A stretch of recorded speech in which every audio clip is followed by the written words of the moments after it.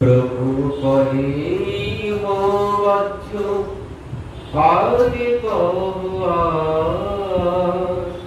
राय कहे गैरो मिश्र भक्ति साध्य सार।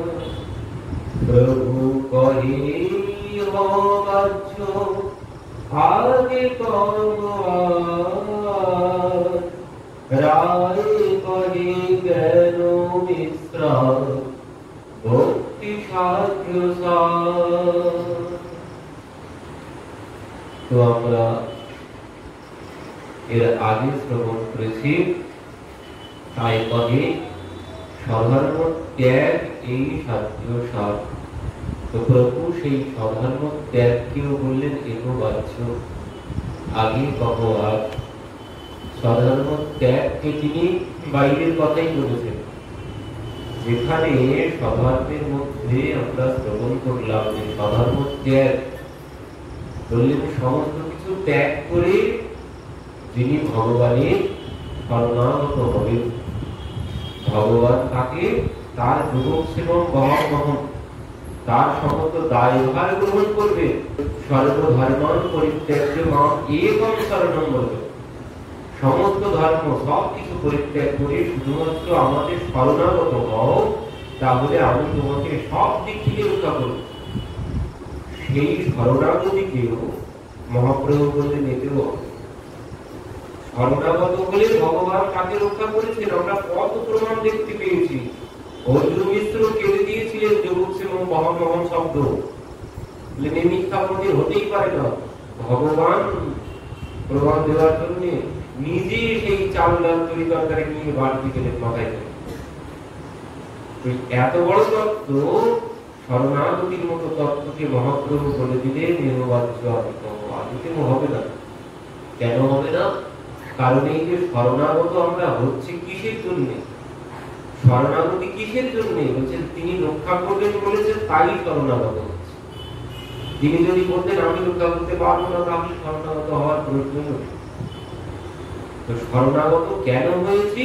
তিনি আমাকে রক্ষা করবেন বলেছেন তাই। তো এ তো শুদ্ধ ভালোবাসা নয়, শুদ্ধ প্রেম নয়। যেখানে শুদ্ধ প্রেম হবে সেখানে কোনো কিছু পাওয়ার বাসনা থাকবে না, পাওয়ার আশা থাকবে না। নিষ্কাম ভালোবাসা, এ তো পাওয়ার আশায়। আমি যদি শরণাগত হই সব কিছু ছেড়ে ভগবানের চরণে, ভগবান আমাকে রক্ষা করবেন, তাই আমি শরণাগত হলাম। যিনি আমাকে রক্ষা যদি না করতেন তাহলে আমি শরণাগত হতাম না। তো মহাপ্রভু বলেন এ তো শুদ্ধ প্রেমের লক্ষণ নয়। জ্ঞান মিশ্রা ভক্তি সাধ্য সার বললেন, জ্ঞান মিশ্রা ভক্তি সাধ্য সার। যে ভক্তির মধ্যে জ্ঞান মিশ্রিত আছে, ভক্তির মধ্যে যদি জ্ঞান না থাকে তাহলে ভক্তি পূর্ণতা পাবে না। ভক্তির মধ্যে যদি জ্ঞান না থাকে ভক্তি পূর্ণতা পেতে পারে না। কারণ কিভাবে ভগবানের সেবা পূজা অর্চন করতে হয় তো সেটা তো জানতে হবে। না জানলে আমি কিভাবে সেবা করব? চরণে তুলসী দেওয়ার জায়গায় মাথায় দিয়ে বসে থাকবো, মাথায় দেওয়ার জায়গায় চরণের দিকে বসে থাকবো, তো এই তো জানতে হবে। না জানলে কোনদিন সেবা পূজা হয় না। এই জন্য বলছেন যে জ্ঞান মিশ্রা ভক্তি সাধ্য সার। কারণ এর আগেই একদম প্রথমেই আমরা শ্রবণ করেছিলাম ভগবান বলেছেন ইহ শাস্ত্র বিধি মুশ্রেয় বর্ততে কাম চারতঃ নস সিদ্ধির মাবপ্নতি নো সুখম নো পরাপ্তি। বলছেন শাস্ত্র সম্মতভাবে যদি সেবা পূজা না করা হয় সেই সেবা পূজার কোনো ফল পাওয়া যাবে না। ইচ্ছা মতো করলে কোনো কিছু হবে না। শাস্ত্রে যেভাবে বলা আছে, যে উপদেশ করা আছে, উপদেশ মেনে যদি সেবা করি তার ফল পাওয়া। ইচ্ছা মতো মন গড়া কোনো সেবার ফল যদি তাতে কোনো ফল পাওয়া যাবে না, মন গড়া সেবা। তো এই জন্য বলছেন জ্ঞান মিশ্রা ভক্তি সাধ্য সার। জ্ঞান জ্ঞান আবার বলছেন জ্ঞান কেমন, জ্ঞান কাকে বলে? জ্ঞান কাকে বলে? এই যে আমরা স্কুলে গিয়ে যে জ্ঞান অর্জন করেছি ইতিহাস, ভূগোল, ভৌতিক বিজ্ঞান এগুলো জ্ঞান নয়, একে জ্ঞান বলে না।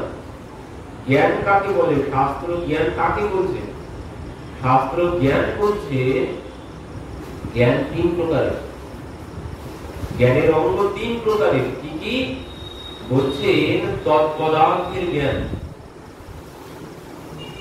তৎপদার্থের জ্ঞান, কিয়ৎ পদার্থের জ্ঞান আর ঐক্য জ্ঞান। এই হচ্ছে জ্ঞান। জ্ঞানের এই তিনটি অঙ্গ। ইতিহাস, ভূগোল কোনো জ্ঞান নয়। জ্ঞান কি বলছেন? তৎপদার্থের জ্ঞান। তৎপদার্থের জ্ঞান মানে কি?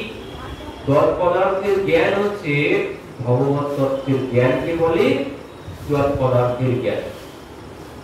ভগবানের স্বরূপ জ্ঞান, ভগবানের স্বরূপ জ্ঞান, এটি একটি জ্ঞান। আর একটি জ্ঞান হচ্ছে কিয়ৎ পদার্থের জ্ঞান, মানে হচ্ছে নিজের স্বরূপ জ্ঞান। মানে ইতিহাস, ভূগোল পড়ে মুখস্থ করলাম অথচ নিজেকেই জানলাম না, ওকে কোনো জ্ঞান বলে? জ্ঞান কোনটি বলছেন? প্রথম হচ্ছে ভগবানের স্বরূপ জ্ঞান, ভগবানকে জানতে হবে। আর দ্বিতীয় হচ্ছে নিজের স্বরূপ জ্ঞান, নিজেকে জানতে হবে। এই হচ্ছে জ্ঞান। নিজেকে জানার নাম জ্ঞান, ভগবানকে জানার নাম জ্ঞান। আর একটি জ্ঞান, আর একটি জ্ঞান হচ্ছে ঐক্য জ্ঞান। আর একটি জ্ঞান হচ্ছে ঐক্য জ্ঞান। এই ঐক্য জ্ঞান কি? ঐক্য জ্ঞান হচ্ছে জীব আর ব্রহ্মের ঐক্য জ্ঞান। এই তিনটি বিষয়কে জ্ঞান বলেছে। আর সব ওগুলো একটাও জ্ঞান না। জ্ঞান শাস্ত্র বলছে ভগবানের স্বরূপ জানাকেই বলে জ্ঞান। মনুষ্য শরীর পেলাম, ভগবানকে জানলাম না, ও জ্ঞান। যতই তুমি ইতিহাস, ভূগোল, ইংলিশ পড়ে মুখস্থ করো না কেন, ও জ্ঞান কি? ও জ্ঞানে কোনো কাজ হবে না। ও জ্ঞান এখানেই পড়ে থাকবে, ও জ্ঞান সাথে যাবে না। এই জন্য জড় বিদ্যা, ও বিদ্যায় কোনো, এই জগতে কোনো কাজে লাগবে না ওই বিদ্যা। তবে দরকার আছে, ও বিদ্যারও প্রয়োজন আছে, প্রয়োজন নেই তা না। তো বলছে শাস্ত্র কাকে জ্ঞান বলেছেন? শাস্ত্র জ্ঞান বলছেন ভগবানকে জানার নামই হচ্ছে জ্ঞান। অনেক পড়াশোনা করলাম অথচ ভগবান সম্পর্কে কোনো কিছু জানলাম না, তাহলে শাস্ত্রের কাছে তুমি মূর্খ। তো এখানে প্রথম হচ্ছে ভগবানকে জানার নাম জ্ঞান, দ্বিতীয় হচ্ছে নিজেকে জানার নাম জ্ঞান, নিজেকেও জানতে হবে। অনেক ইতিহাস, ভূগোল, সব মুখস্থ করলাম, সবার চরিত্র পড়ে পড়ে মুখস্থ করলাম, অথচ নিজেকেই চিনলাম না, ও জ্ঞানে কোনো কাজ হবে না। কারণ ও জ্ঞান তোমার সাথে যাবে না, ও জ্ঞান এখানেই পড়ে থাকবে। আর একটি জ্ঞান কি বলছেন? আর একটি জ্ঞান হচ্ছে ঐক্য জ্ঞান, মানে ব্রহ্ম আর ভগবানের মধ্যে ঐক্য জ্ঞান। আমার সাথে ভগবানের যে ঐক্য জ্ঞান। অনেকে আছে যারা এই ব্রহ্ম আর নিজেকে এক করে ভাবে, নিজেকে আর ভগবানকে এক করে ভাবে, একে বলে ঐক্য জ্ঞান। যারা ব্রহ্মের উপাসক, ওই যে এর আগেই আমরা শ্রবণ করেছি সার্বভৌম ভট্টাচার্য, তিনিও ভগবান, নিজেকেই ভগবান বলে ভাবেন। কেন? ঈশ্বর অংশ জীব অবিনাশী, ভগবান বলেছেন শাস্ত্রে ঈশ্বর অংশ জীব অবিনাশী। বেদেও ওই একই কথা বলেছেন, শঙ্করাচার্যও বলেছেন ভগবান আর জীবের মধ্যে কোনো পার্থক্য নেই, ভগবান আর জীব একই তত্ত্ব। কারণ জীব এসেছে ভগবান থেকে, ঈশ্বর অংশ জীব অবিনাশী, তো আমি কি ভগবানেরই অংশ? তাহলে আমি আমার কার পূজা করতে যাব? আমি তো ভগবানের অংশ, আমিও তো ভগবান, তাহলে আমি আবার কোন ভগবানের পূজা করতে যাব? এই এক প্রকারের জ্ঞান, এই তিন প্রকারের জ্ঞান। তো বলেন এই জ্ঞান আগে অর্জন করতে হবে। আর এই জ্ঞানই, এই জ্ঞান এ কিন্তু মৃত্যুর পরেও থাকবে, এই জ্ঞান নষ্ট হবে। এই জ্ঞান এই মৃত্যুর পরেও থাকবে। এর পরবর্তীতে যখন পুনরায় মনুষ্য শরীর লাভ করব, তখন আর এই জ্ঞান আর আমাকে আলাদা করে আর করতে হবে না, এগুলো সব জমা থেকে যাবে, এ নষ্ট হবে না। কিন্তু এই যে জাগতিক যত জড়বিদ্যা, ও কিন্তু সব নষ্ট হয়ে যাবে, ও একটাও আর থাকবে না। ভাবার পুনরায় ঘোড়ার থেকে মুক্ত করতে হবে, ওই জ্ঞান থাকবে না। কিন্তু এই জ্ঞান একটাও যাবে না। এই জন্যে এই হচ্ছে প্রকৃত জ্ঞান। তো এই যে জ্ঞান, রামানন্দ আচার্যজি বলছে জ্ঞান মিশ্রা ভক্তির সার, মানে জ্ঞান ভক্তির সাথে যদি জ্ঞান না থাকে তাহলে সেই ভক্তি পূর্ণতা লাভ করবে না। জ্ঞান বৈরাগ্য যদি না থাকে, জ্ঞান বৈরাগ্য যদি না থাকে তাহলে ভক্তি পূর্ণতা পাবে না। কিছুদিন করবো তারপরে আবার বাদ দিয়ে বলে দেবে। জ্ঞান বৈরাগ্য যদি না থাকে, হুজুগে ভক্তি বলে না, তো ও কিছুদিন পরে আবার চলে যাবে যদি জ্ঞান বৈরাগ্য না থাকে। সেই জন্য বলছি জ্ঞান বৈরাগ্য প্রয়োজন আছে। জ্ঞান বৈরাগ্য ছাড়া কোনোদিন ভজন সাধন সম্ভব নয়, ভগবানের সেবাও সম্ভব নয়।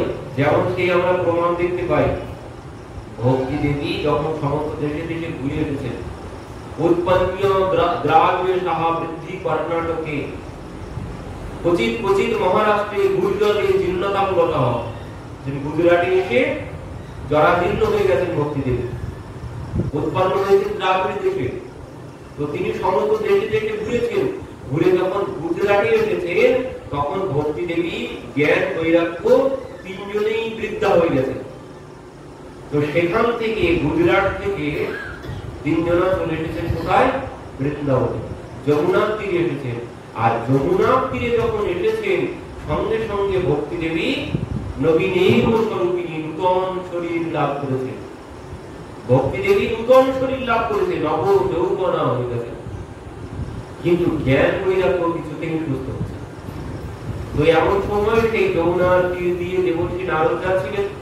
দেবর্ষি নারদ দেখতে পেয়েছেন, দেখেও সেখান থেকে চলে যাচ্ছিলেন। আর ভক্তি দেবী দেবর্ষি নারদকেই দর্শন করে দেবর্ষিকে ডাক দিয়েছেন, ভোগ সাধু সনন্তের তোমার চিন্তা অতি না হয়, হে দেবর্ষি আপনি আমার কাছে আসুন, আমার দুঃখ দূর করুন। এই কথা শ্রবণ করে দেবর্ষি নারদ ভক্তি দেবীর কাছে এসেছেন। ভক্তি দেবীর কাছে এসে জিজ্ঞাসা করছেন, বল দেবী সবিস্তারম সস্ত দুঃখস্ত কারণম, দেবী আপনার দুঃখের কারণ কি, কি জন্য ডাকলেন বলুন, আপনি কে? তখন ভক্তি দেবী কি বললেন, অহং ভক্তি রীতি খ্যাতা ইমো মে তনৌ মতৌ জ্ঞান বৈরাগ্য নামানু কাল যোগেন জর্গলো। বলেন আমি ভক্তি, আর এই যে দুইজন দেখছেন আমার পাশে পড়ে আছে অবিচল অবস্থায়, এরা দুইজন আমারই সন্তান, আমারই পুত্র। জ্ঞান আর বৈরাগ্য, এই কথা যেই বলেছেন দেবর্ষি নারদ বলছেন, দেবী আপনি কি বলছেন? আপনার মাথাটা ঠিক আছে তো? আপনি কি বলছেন? এই দুইজনকে আপনি আপনার পুত্র বলছেন কি করে? আপনাকে দেখে মনে হচ্ছে আপনার বয়স 24-25 বেশি হবেই না, আর আপনি যাদের বলছেন আপনার পুত্র, এরা দুইজন তো 80-90 বছর করে বয়স হয়ে গেছে, জরাজীর্ণ অবস্থা, জরাজীর্ণ বুড়ো হয়ে গেছে, চামড়াগুলো সব ঝুলে গেছে। এই যে অবস্থা জরাজীর্ণ বৃদ্ধ, এরা দুইজন আজ যাই কি কাল যাই অবস্থা এদের দেখে মনে হচ্ছে, আর আপনি বলছেন এরা দুইজন আপনার পুত্র কি করে সম্ভব? এরা দুইজন আপনার পুত্র কি করে হচ্ছে? এই বৃদ্ধ দুইজন কি করে হয়? 25 বছর বয়স পুত্রের কোনদিন 90 বছর বয়স হয়?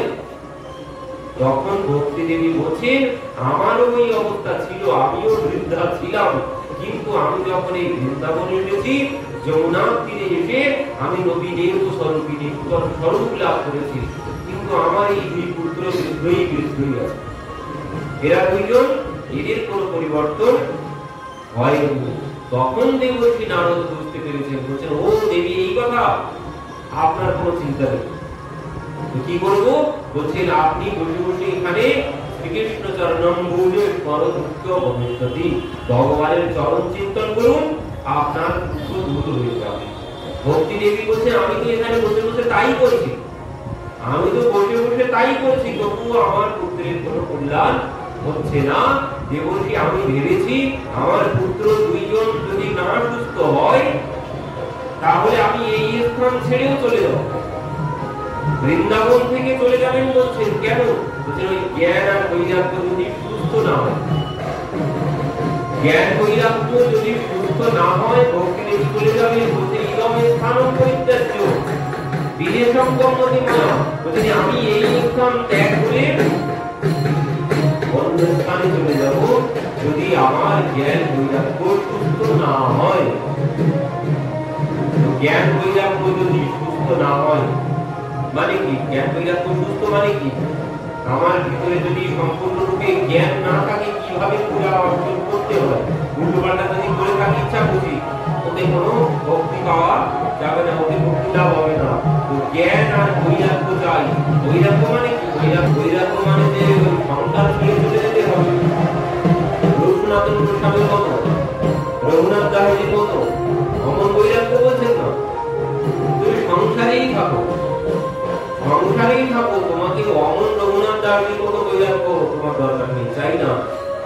সংসারেই থাকো, সংসারে থেকে বললেন ওই মনটা আমাকে দিয়ে রাখো, মনটা আমাকে দিয়ে রাখো। সেখানে ভগবান অর্জুন কি বললেন? বললেন মন দিতে পারবো না।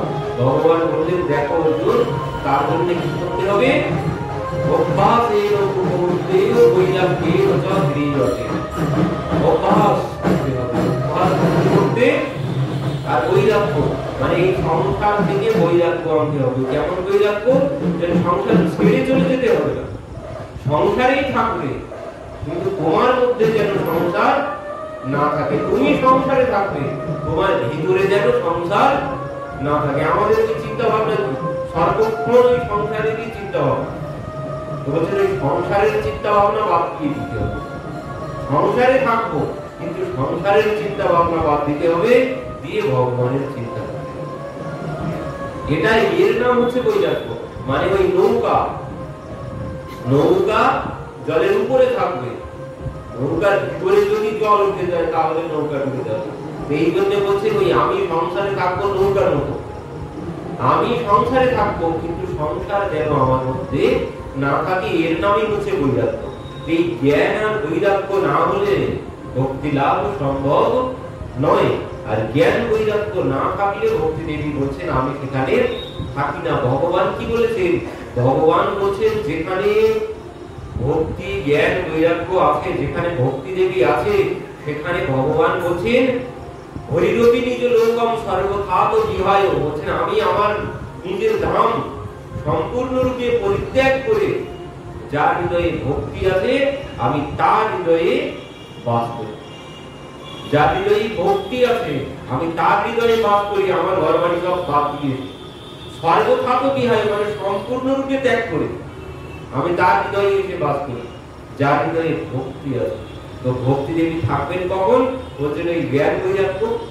জ্ঞান বৈরাগ্য যদি সুস্থ না থাকে তাহলে ভক্তি থাকবে না। তো কোন ভক্তি? বলছেন এই হচ্ছে জ্ঞান। কি জ্ঞান? হচ্ছে তৎপদার্থের জ্ঞান, ভগবানের স্বরূপ জ্ঞান আর নিজের স্বরূপ জ্ঞান। এই জ্ঞান যদি না থাকে, কারণ জ্ঞান যদি না হয় তাহলে ভগবান কে, ভগবান কে, ভগবান সম্পর্কে তো আমাকে জানতে হবে। জানে বিনু না হয়ে পরিস্থিতি, বিনু পরিস্থিতি না হয়ে প্রীতি। আমি যদি জানি, আমি তাকে জানি না, চিনি না, কোনদিন নাম শুনিনি, তাকে আমি ভালোবাসতে পারবো? তাকে কোনদিন ভালোবাসতে পারবো না। যার নামই শুনিনি কোনদিন, যাকে কোনদিন দেখিনি, যার বর্ণনা কারোর কাছে শ্রবণ করিনি, তাকে আমি কি করে ভালোবাসবো? ভালো তাকেই বাসবো যাকে দেখেছি, তাকেই ভালোবাসবো। যার অনেক গুণের কথা শ্রবণ করেছি তাকেই ভালোবাসবো। না দেখলেও যদি গুণের কথা শ্রবণ করি তাতেও ভালোবাসা আছে। তো বলছেন যদি আমি তাকে নাই জানলাম তাহলে আমার ভালোবাসা কি করে আসবে? এই জন্য বলছেন আগে জানতে হবে, ভগবানকে আগে জানতে হবে। না জানলে প্রেম হবে না। জানে বিনু না হয়ে পরিস্থিতি, বিন পরিস্থিতি হয়ে नहीं প্রীতি। তো না জানলে ভালোবাসা হবে না। তো এই জন্য বলছেন আগে ভগবানের স্বরূপ জানতে হবে, আগে ভগবানকে জানতে হবে। তারপর কি বলেন? ভগবানকে জানলেই শুরু হবে। শুধু যে ভগবানকে জানলেই ভগবানের সেবা করতে পারবো তাতেও হবে না। বলছেন ভগবানকে তো জানবো, তারপর নিজেকে জানতে হবে, নিজেকে জানতে হবে, তারপর ভগবানের সেবা করতে পারবো। তা না হলে সেবা হবে না। শুধু ভগবানকে জানলেও হবে না। ভগবানকে যেমন জানবো চিনবো, কিন্তু তেমন আমাকেও জানতে হবে, চিনতে হবে। মানে আমি কে, আমার স্বরূপ, আমার স্বরূপ যদি আমি না জানি তাহলেও সেবা করতে পারবো না। আমি যখন জানবো আমি তার দাস, তিনি আমার পিতা, আমি তার পুত্র, তখনই কি তার সেবা করবো। যদি আমি শুনলাম ওনার সাথে আমার কোনো সম্পর্কই নেই, তাহলে আমি তার সেবা কি জন্য করতে যাবো? এই জন্য আগে বলছে ভগবানকে জানো, তারপর নিজেকে জানো, নিজের স্বরূপ জানতে হবে। ওই মহাপ্রভুর কাছে প্রশ্ন করেছিলেন সনাতন গোস্বামী যে জীব এত সুখের আশায় ঘুরে বেড়ায়, সুখ চায় কিন্তু সংসারে কেউ সুখ কেন পায় না? ওই মহারাজ বিদুরও প্রশ্ন করেছিলেন মৈত্রেয় ঋষির কাছে, জীবের এত দুঃখ কেন? সনাতন গোস্বামী বললেন মহাপ্রভুর কাছে। তো মহাপ্রভু সেখানে কি বললেন? জীব তার নিজের স্বরূপ ভুলে গেছে, তাই জীবের স্বরূপ হয় নিত্য কৃষ্ণ দাস, তাহা ভুলি গেলা পড়িল কর্ম বন্ধতে ফাঁস। জীব তার স্বরূপ ভুলে গেছে, তাই সে কষ্ট পাচ্ছে।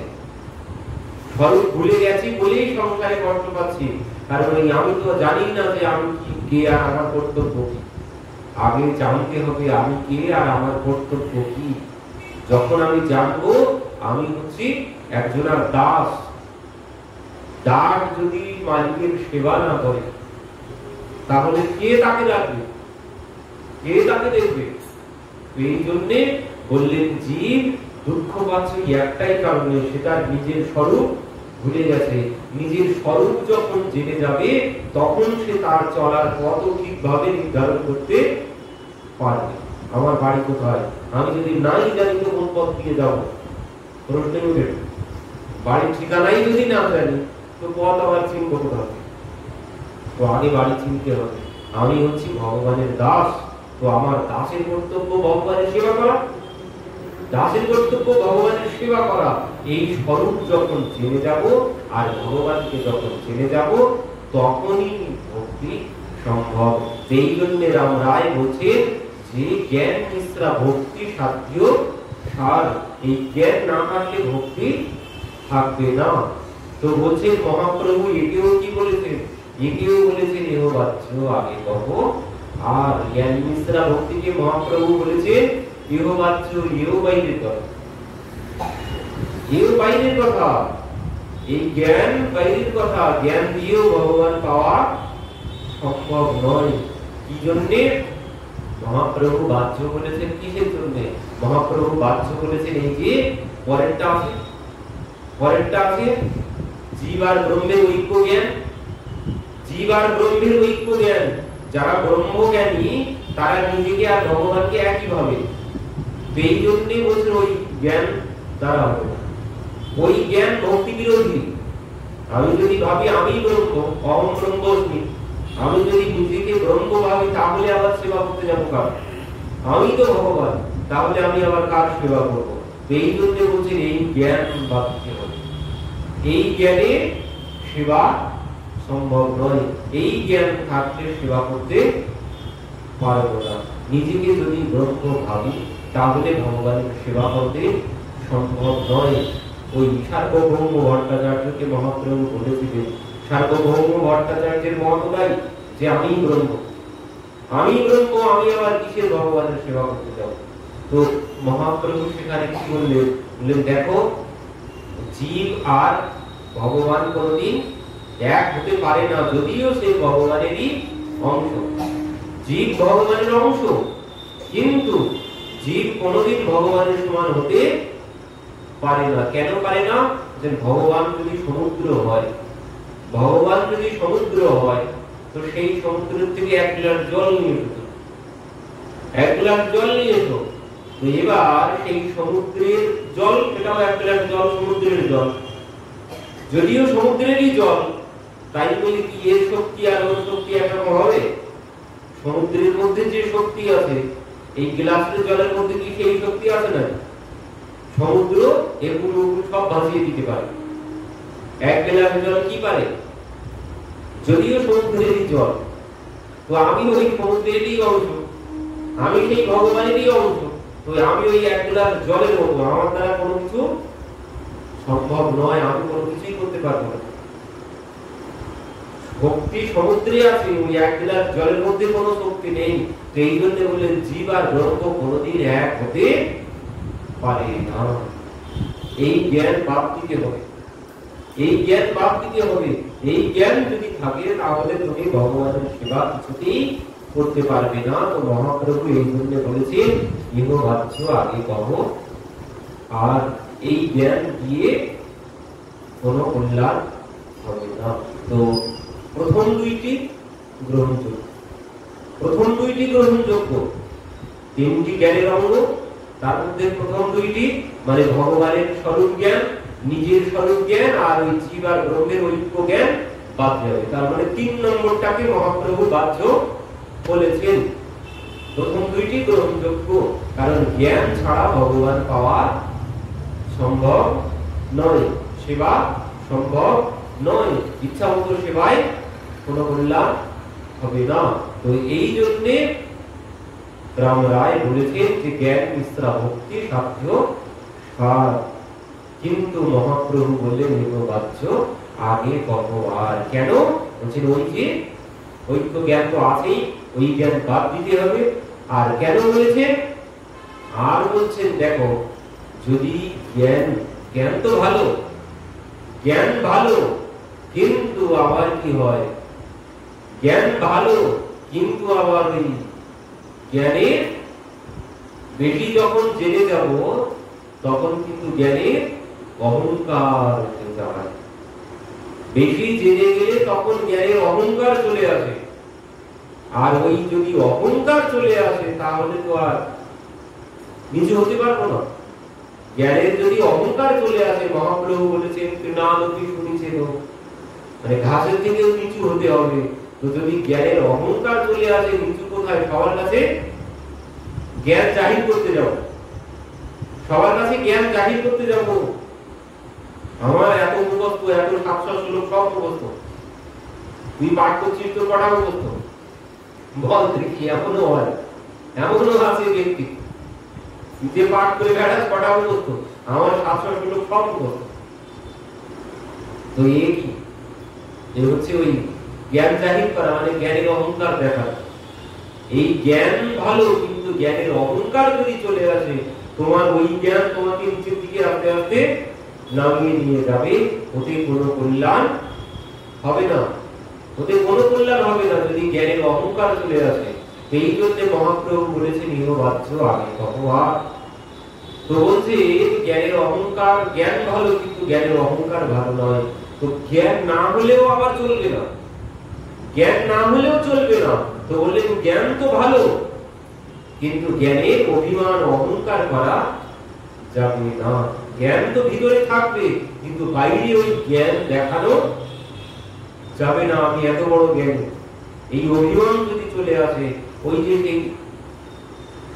এক পিতা তার পুত্রকে মৃত্যুকালে ওই কাপড়ের একটি পুটুলি দিয়ে গিয়েছিল, আর বলেছিল বাবা এটা গুছিয়ে রাখ, দুঃসময়ে কাজে লাগবে। তো সে গুছিয়ে রেখেছে। বাবা মারা গেছে, কিছুদিন পরে সেটা বার করে ভাবছে দেখি তো বাবা কি দিয়ে গেছে। তো সেই পুটুলি খুলে দিচ্ছে, কয়েকটা পাথর তার মধ্যে। তখন ভাবছে না, হায় হায়, সবার পিতা মাতা কত ধনসম্পদ সোনা দানা দিয়ে যায়, আর আমার পিতা কয়েকটা পাথর দিয়ে গেল, তুই কি করবো? তো নিয়ে ওই নদীর জলে ফেলে দিচ্ছে, নদীর জলে ফেলে দিচ্ছে। তো সেখান থেকে একজন জগরি যাচ্ছিল, এখন যেতে যেতে ওই যখন ফেলে দিয়েছে ছুঁড়ে, ওর গায়ে সূর্যের আলো করে 1-6টা তার চোখে গিয়ে লেগেছে, আলো 6টা তার চোখে লেগেছে। সে দৌড়িয়ে এসেছে, বাবা তুই কি ফেলে দিলি দেখি। বলছেন কেন? আমার বাবা ওই কয়েকটা পাথর দিয়ে গিয়েছিল, বললো কাজে লাগবে, তো দেখতে পাচ্ছি তো পাথর, এই আবার কি কাজে লাগবে, তো এই জন্য ফেলে দিচ্ছি। তো বলছেন কই দেখি, সে তো আমি সব ফেলেই দিয়েছি, আর এই একটা আছে। এবার যেই একটা হাতে নিয়েছে, তখন দেখছেন হায় হায় তুই কি করেছিস, তোর বাবা কি দিয়ে গেছে জানিস? এগুলো সাধারণ কোনো পাথর নয়, এগুলো সব একটা একটা হীরা, বহুমূল্য হীরা, বহুমূল্য হীরা, এগুলো একটা একটা তুই ফেলে দিয়েছিস। বলছেন হ্যাঁ সব ফেলে। এখন হায় হায় করছে, এখন হায় হায় করছে। কেন?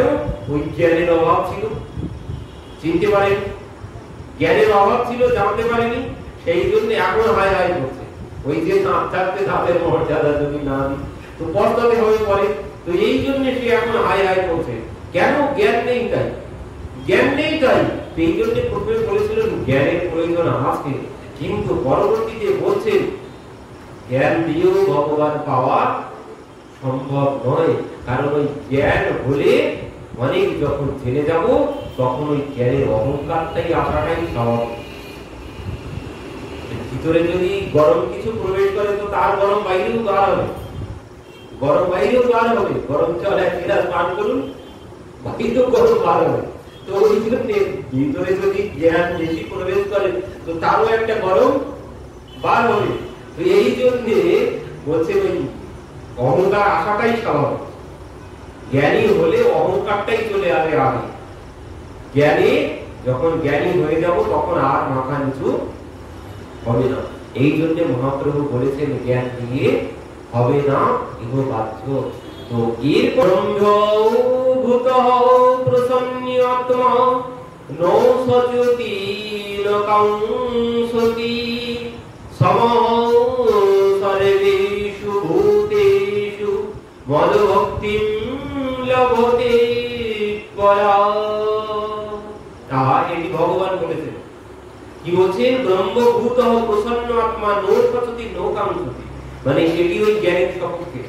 জ্ঞানের সপক্ষে বলেছেন যিনি ব্রহ্মভূত প্রসন্ন আত্মা, যিনি ব্রহ্ম জ্ঞান লাভ করেছেন। জ্ঞান যদি লাভ না করতে পারি তাহলে ওই কি হবে? ব্রহ্মভূত প্রসন্নতা আসবে না।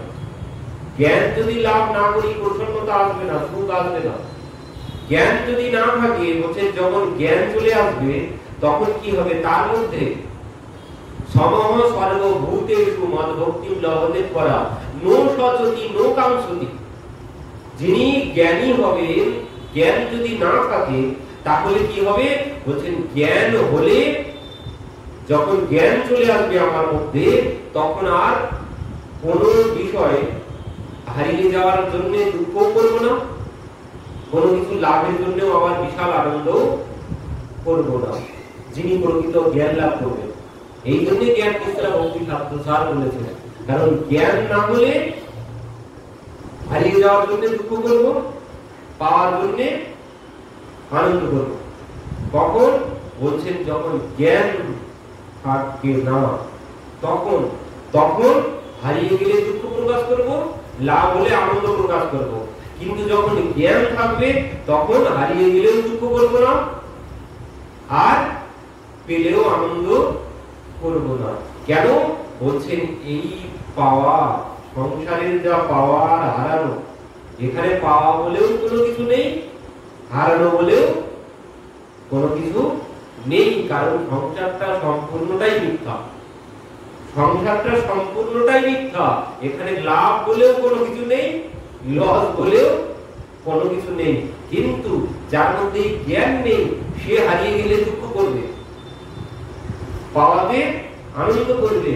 যখন আমি জেনে যাব, যখন ভগবান রামচন্দ্র বালিকে বধ করেছেন, তারা এসে তো আহ্বান করে কাঁদতে শুরু করেছে।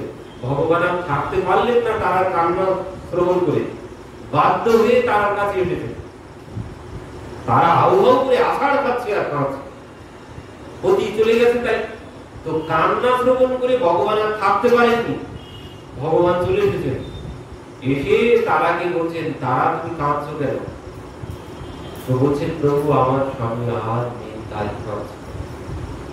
তারা তোমার স্বামী আর নেই তো কাকে জড়িয়ে ধরে আছো? এটা কাকে জড়িয়ে ধরে আছো বুকে? বলছেন এটা আমার স্বামী, কিন্তু আমার স্বামী আর নেই, আমার স্বামী আর নেই। তো স্বামী আর নেই কি করে? তুমি তো স্বামীকে জড়িয়ে ধরেই আছো, তোমার স্বামী নেই কি করে? এই তো তোমার স্বামী, এটাই তো তোমার স্বামী। তো বলছেন এটা আমার স্বামী বলে কি হবে? আমার স্বামী আর নেই, আমার স্বামী আর নেই। স্বামী তো আছে, স্বামীর শরীরটা তো আছে, তুমি যাকে এতদিন স্বামী বলেছো তাকেই তো তুমি জড়িয়ে ধরে আছো। তারা তবুও বলছে না আমার স্বামী আর নেই। তখন ভগবান বলছেন তারা, তাহলে তুমি যদি বলো তোমার স্বামী আর নেই তাহলে এটাকে? তো বলছে এটা আমার স্বামীর শরীর, এটা আমার স্বামীর শরীর। তো একেই তো তুমি স্বামী বলেছো, একেই তো তুমি স্বামী বলেছো, স্বামী নেই কি করে হচ্ছে?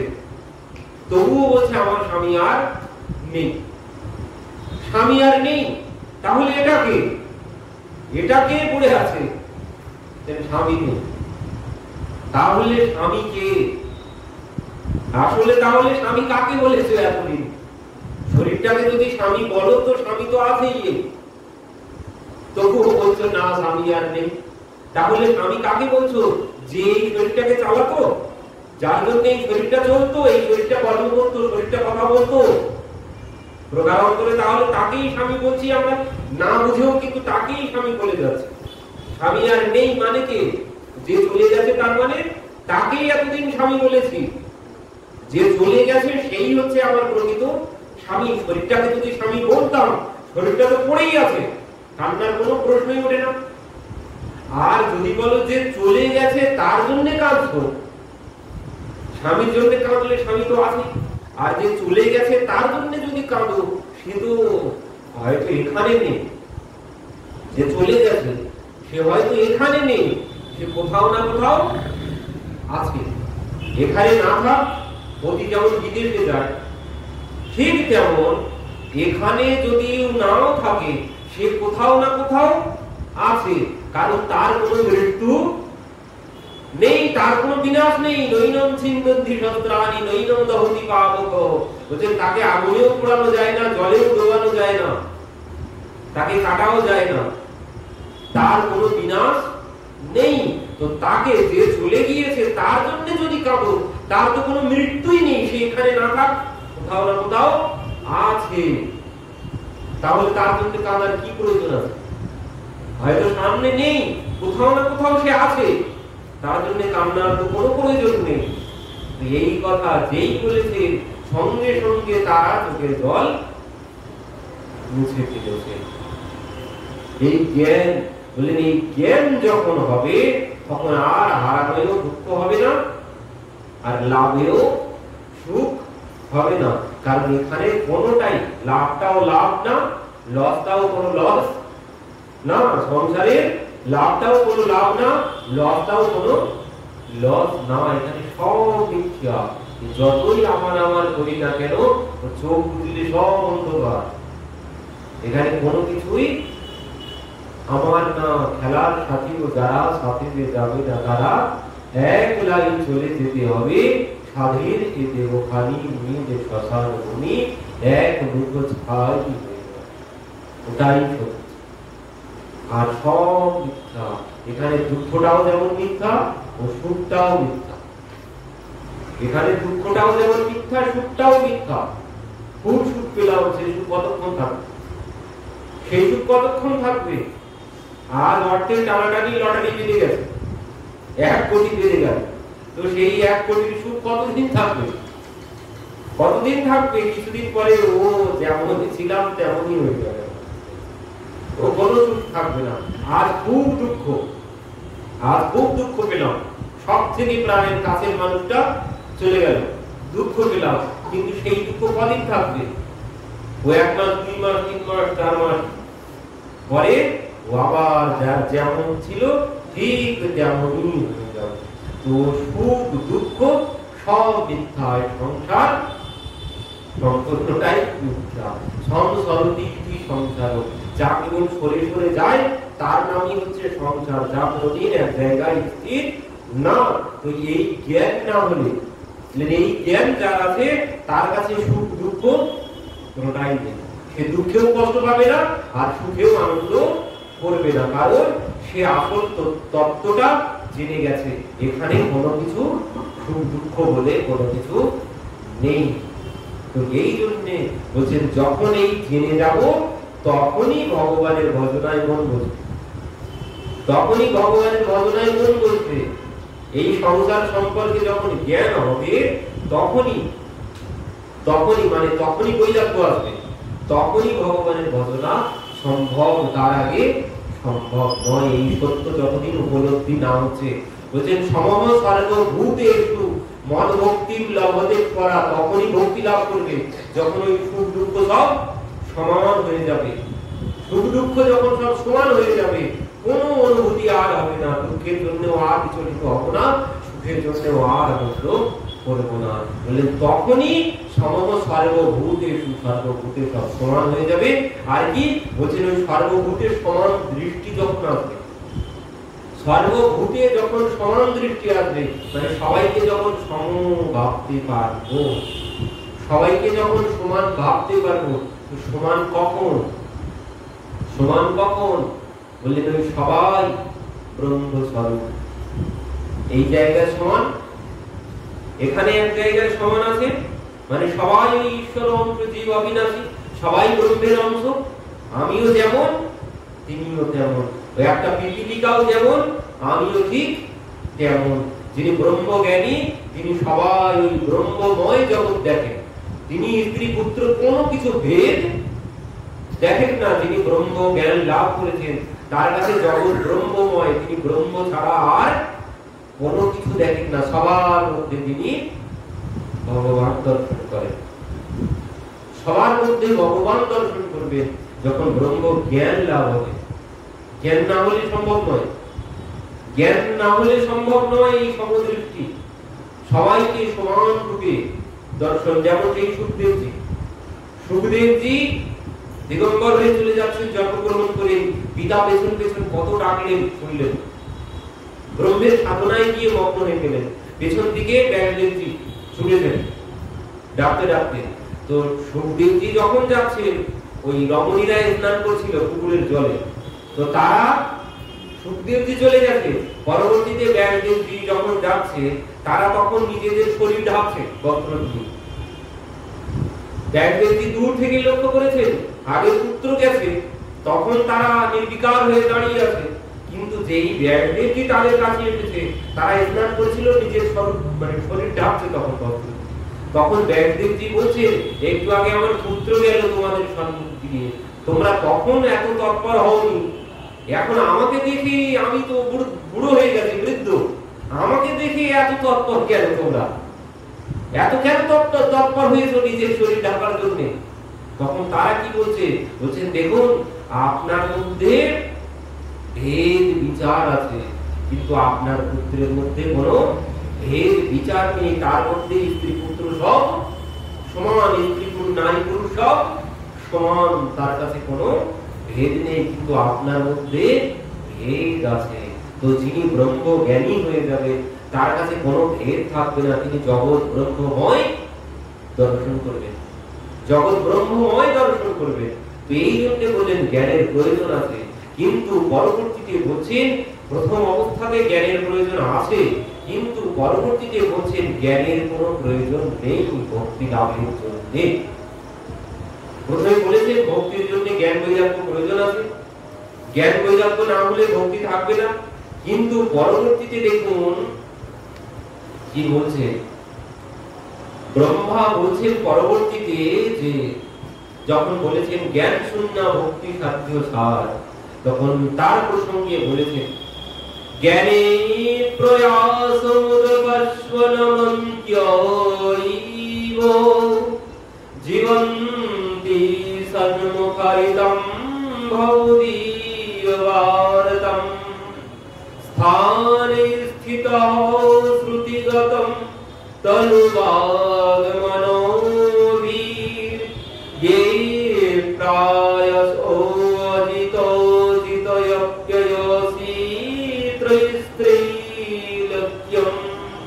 কি বললে, জ্ঞানে প্রয়াস মুদপাস্য নমন্ত ইব জীবন্তি সন্মুখারিতম ভবদীয়বার্তাম স্থানে স্থিতঃ শ্রুতিগতম তনুবাগমনোবীর ये प्रयासो याजितो जितयप्ययसि त्रयस्ত্রীলক্ষ্যম।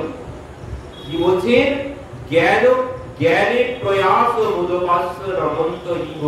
ব্রহ্মা বলছেন, ওই যে প্রথমে জ্ঞানের কথা বলা হয়েছে, তিন প্রকার জ্ঞান প্রয়োজন আছে, তো বলছে ওই জ্ঞান কোনটাই প্রয়োজন নেই, কোন জ্ঞানের প্রয়োজন নেই ভগবান পাওয়ার জন্য। কারণ রামানন্দ আচার্যজি প্রথমে বলেছেন জ্ঞান মিশ্রা ভক্তি সাধ্যসার, পরবর্তীতে বলেছেন যে মহাপ্রভু যখন বললেন ইহবাচ্য আগে কখন, তখন বলছেন জ্ঞান শূন্য ভক্তি সাধ্য সার। প্রথমে বললেন জ্ঞান মিশ্রা ভক্তি, সবকিছু জ্ঞান মিশ্রা ভক্তির প্রয়োজন আছে, কিন্তু পরবর্তীতে তিনিই বলছেন যে জ্ঞান মিশ্রা ভক্তি সাধ্যসার, ও জ্ঞানের দ্বারাও ভগবান পাওয়া যায় না। জ্ঞান থাকলেই যে ভগবান পাবো তার কোনো কথা নেই। জ্ঞানের অহংকার চলে আসাটাই বেশি স্বাভাবিক। এই জন্য বলেছেন জ্ঞান শূন্য ভক্তি সাধ্য সার। জ্ঞান শূন্য হলেই ভগবান পাওয়া, ভক্তি লাভ করা সম্ভব। তো ব্রহ্মা কি বলেছেন?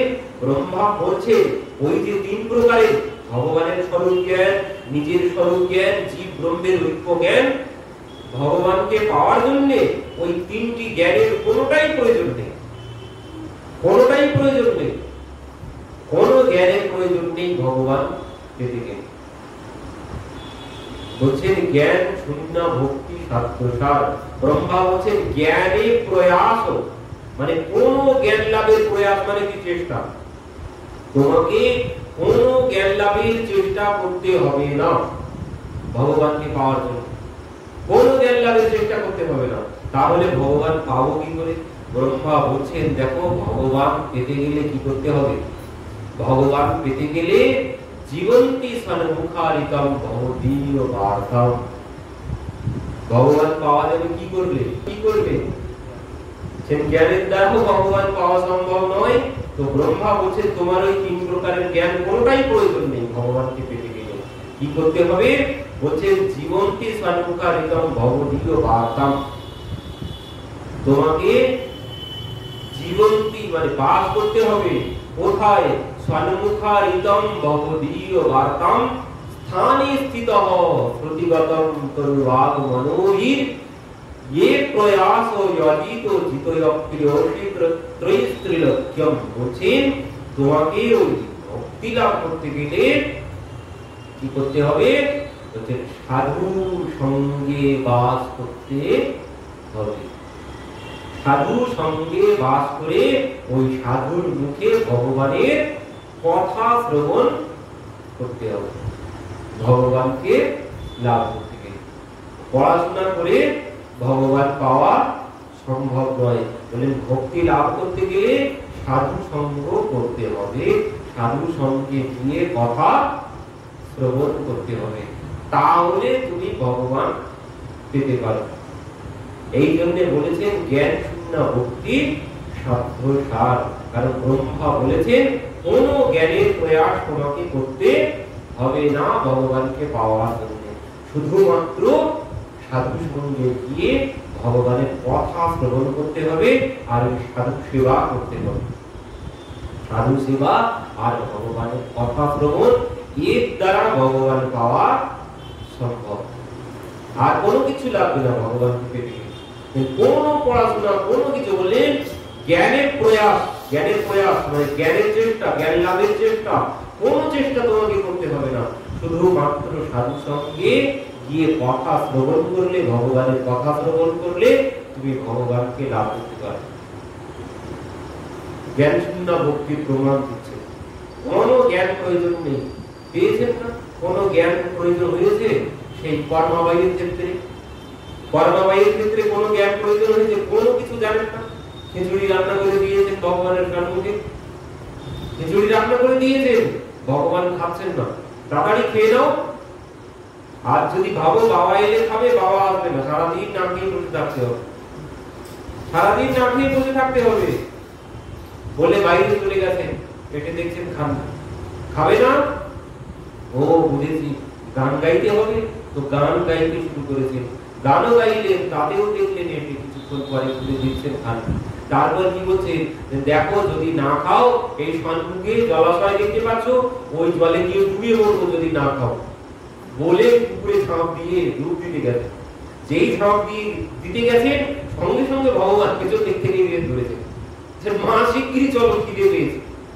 ভগবান নিজে টেনে এনেছেন, একদিনে ভগবানকে পেয়ে গেছেন, একদিনে। কোনো জ্ঞান কোনো কিছু নেই, শুধুমাত্র ওই নির্মল মনোজন সৌমকে পাওয়া, ওই নির্মল বিশ্বাস, নির্মল বিশ্বাসে সে ভগবানকে পেয়ে গেছেন। তার মধ্যে কোনো জ্ঞানের কোনো কিছুই নেই। ৬টা বছর তখন বয়স, ভগবান পেয়ে গেছেন।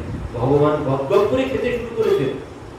তারপর কি খেতে খেতে সারা মুখে খিচুড়ি লেগে গেছে, বর্মা ভাই বলছে তুমি একটু ভালো করে খেতেও জানো না, জানো জানো তোমার খেতে হবে না, আমি খাইয়ে দিচ্ছি। মুখটা আগে মুছে দিয়েছেন, দিয়ে এবার ওই হাত দিয়ে নিজে হাতে খাইয়ে দিচ্ছেন। ভগবান কি করেছেন, আঙুলে কামড়ে দিয়েছেন। বাবা যখন সন্ধ্যাবেলা এসে জিজ্ঞাসা করেছে ভগবানের ভোগ লাগিয়েছিলি, যে হ্যাঁ তোমার ভগবান খুব বদমাইশ, প্রথমে তো আসতেই চাইছিল না, অনেক পরে এলো, তারপরে তো খেতেও পারে না, আমি খাইয়ে দিতে গিয়েছিলাম, দেখো আমার আঙুলে কামড়ে নিয়েছে, আমার আঙুলে কামড়ে নিয়েছে, কি বলছিস কই দেখি? তো দেখছে হ্যাঁ সত্যি তো দাঁতের দাগ। তবুও বাবার বিশ্বাস হয়নি, যে ঠিক আছে পরের দিন বলছে গতকাল যেভাবে ভগবানের ভোগ লাগিয়েছিলি ওইভাবে দেখি আজ আবার রান্না করে তুই ভোগ লাগা। তাই তাই করেছেন, কিন্তু আজ ভগবানকে ডাকছেন, কিছুতেই ভগবান আসছেন না। কি ব্যাপার, কাল খেলে আজ কেন আসছো না? তখন বলছেন আজ তোমার বাবা আছে, আজ তোমার বাবা আছে। তো বাবা আছে তো কি হয়েছে? বলছেন দেখো তোমার বাবা আছে, আমি আজ যেতে পারবো না। কেন? বলছেন ওই যে তোমার বাবা, তোমার বাবা আমাকে পাথর ভাবে, তোমার বাবা আমাকে পাথরের বিগ্রহ ভাবে, তার মধ্যে সব জ্ঞান আছে, পূজা অর্চন কিভাবে করতে হয় না হয় সব তিনি জানেন, কিন্তু ওই জ্ঞানে কোনো লাভ হয় না। ওই যে জ্ঞান হয়ে গেছে এটা পাথরের বিগ্রহ, এটা পাথরের বিগ্রহ। এই জন্য বলেছেন জ্ঞান শূন্য ভক্ত, জ্ঞানের দ্বারা হবে না, জ্ঞানই বাচ্চ, জ্ঞান বাইরের কথা, জ্ঞানের দ্বারা ভগবান লাভ হবে না, অমন জ্ঞান শূন্য হতে হবে। যদি জ্ঞান শূন্য হয়ে ভাবতে পারি স্বয়ং দাঁড়িয়ে আছেন তিনি, তিনি কোনো পাথরের বিগ্রহ নয়, এমন যদি ভাবতে পারি তাহলে তিনি আমার কাছেও এসে গ্রহণ করবেন, সেবা করবেন। কিন্তু আমি তো জ্ঞানী হয়ে গেছি, আমি ভাবতেই পারবো না, আমি ভাববো কাঠের বিগ্রহ, পাথরের বিগ্রহ, ধাতুর বিগ্রহ। এই জন্যে পাই না, এই জন্য পাই না। এই জ্ঞান ত্যাগ করতে হবে, এই জ্ঞানের দ্বারা ভগবান পাওয়া সম্ভব নয়।